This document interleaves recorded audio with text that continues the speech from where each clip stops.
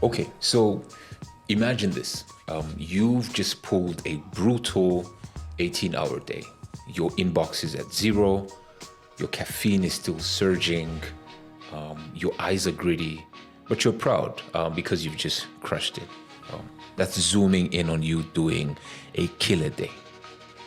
And now I want you to zoom out and imagine that somewhere in a very silent data center, thousands of kilometers away, a cluster of GPUs hasn't taken a single breath, hasn't blinked once, and in the same 18 hours has drafted 1 million lines of code, optimized supply chains on 3 different continents, and designed tomorrow's cancer drug, all while teaching itself how to do it better.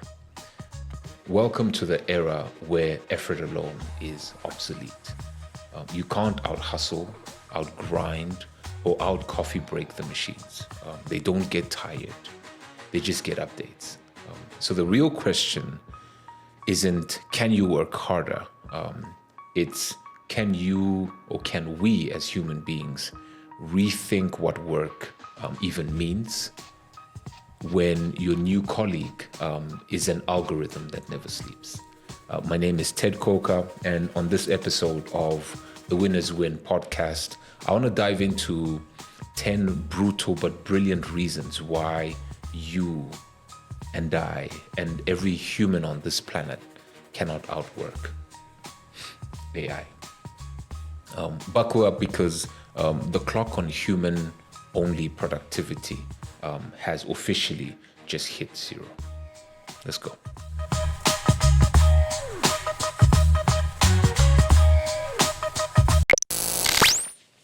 Okay, so I want to contextualize this, and it comes from a lot of the thinking I've been doing about watching how my personal progress is going with AI, the people I speak to, how they've integrated it into their worlds, and this comfort we continue to seek about us versus AI. I think there is no battle there, and there's no question there.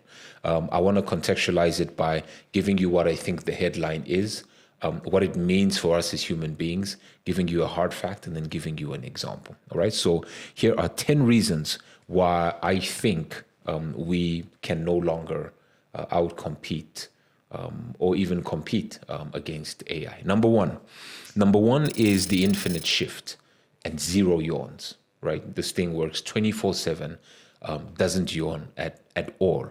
AI's processes hum 24/7. We as human beings are wired to sleep at least a third of our day. We need meals, and we burn out under chronic stress.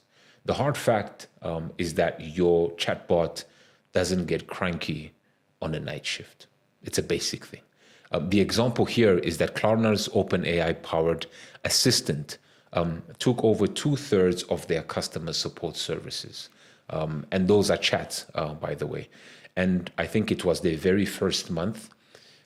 It did 2.3 million conversations across 23 markets in 35 languages, doing the work of 700 full-time staff, or what we call call center agents within 24/7. So it's doing the equivalent work of 700 full-time staff, a single chatbot doing that. So number one is the infinite shift and zero yawns. Number two is hundreds of hands, one brain. Okay. So models spin up thousands of what we call parallel threads, whilst we humans have to multitask by what we call sort of context switching. And when we do context switching as human beings, we lose efficiency and we lose accuracy, right? The hard fact for us is that it's like hiring an army that shares a single mind. That's what hundreds of hands and one brain actually means. As an example, GPT-4 tapped 25,000 NVIDIA A100 GPUs running nonstop for 100 days. And that's a scale that no human team or even payroll can match. So number two, hundreds of hands, one brain. Number three is that mastery is now downloadable.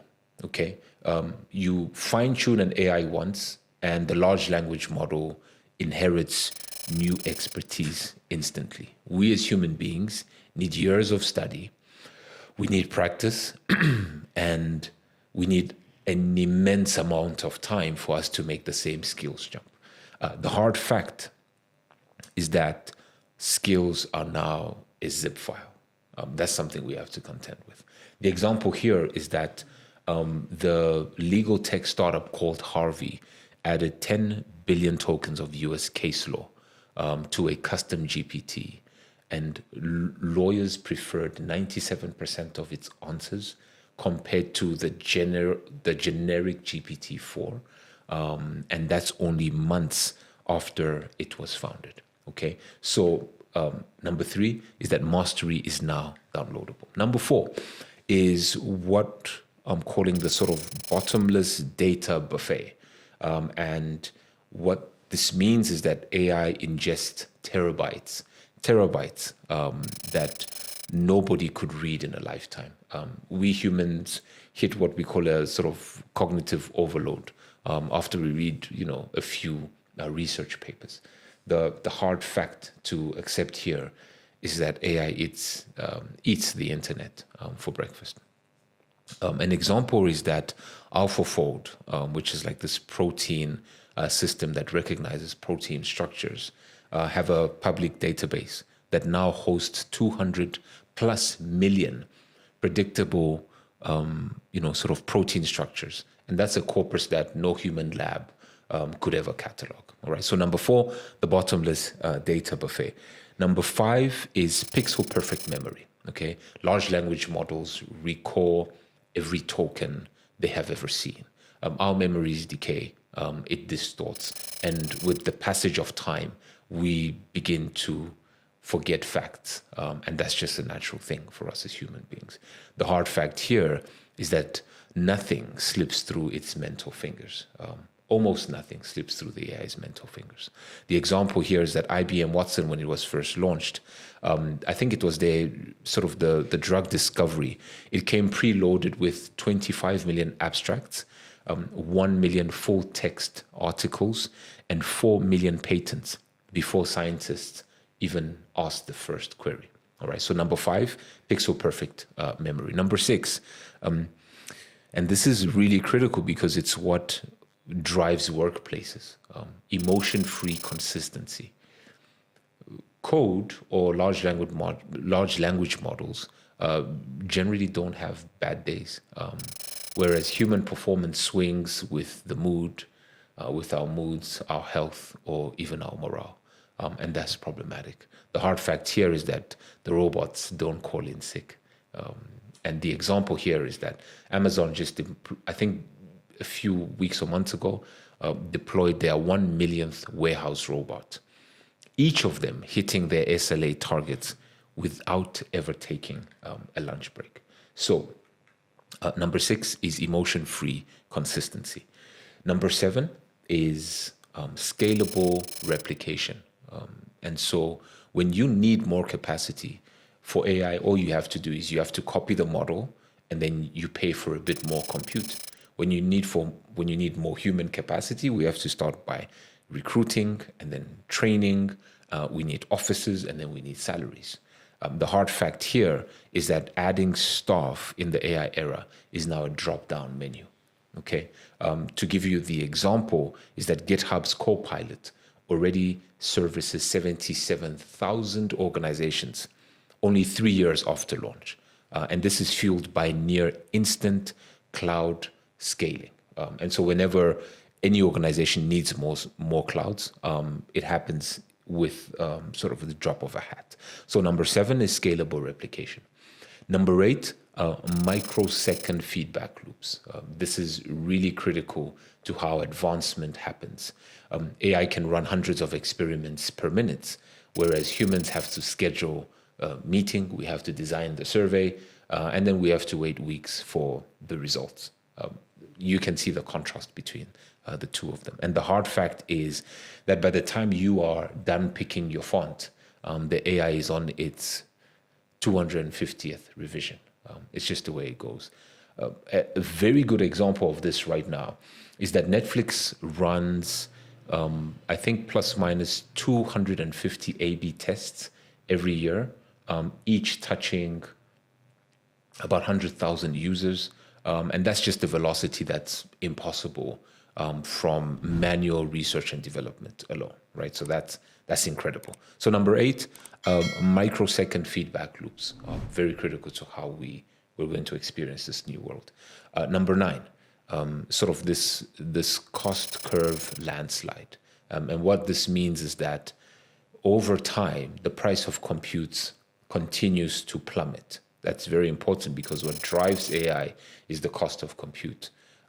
And so I think it plummets about 10x every year, whereas human wages have to track inflation, right? So your cost of compute is going down, and then the cost of human labor continues to go up because it's linked to inflation, interest rate, et cetera, et cetera.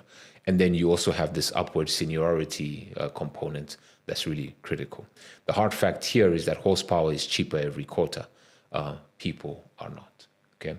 The example is that there's sort of this A16Z's large language model inflation study. They study sort of the cost of inference per GPT, and it's fallen 1,000x in 3 years, which is absolutely incredible. Okay, number 10, and I'll wrap, is that borderless and time zone proof is what these models are and what AI is. And so models serve anyone, anywhere, instantly. Humans, we have to clock out, we have to commute, and we have to coordinate across multiple time zones. It's just like, that's a real fundamental shift in how we're going to operate. And the hard fact is that it clocks into 300 million jobs at once. And the example I'm using here is that ChatGPT surpassed 300 million weekly active users by December 2024, while already integrating with over 92% of Fortune 500 companies. So number 10 is that borderless time zone proof. That makes it immutable. My goal with this episode is not to drive panic. I think it's to get us to understand that we're living in a completely new era. It's already upon us. It's happening as we speak. And at the end of the day, I think it's not about trying to outgrind the machine. It's really about how to imagine and co-create with it. The people who win this integration or this new era are going to be the ones that get into this first, the mindset shift, integrating the AI into your world, and making sure that you're able to leverage the 10 reasons I've just said we cannot compete with AI. I hope you've enjoyed this episode.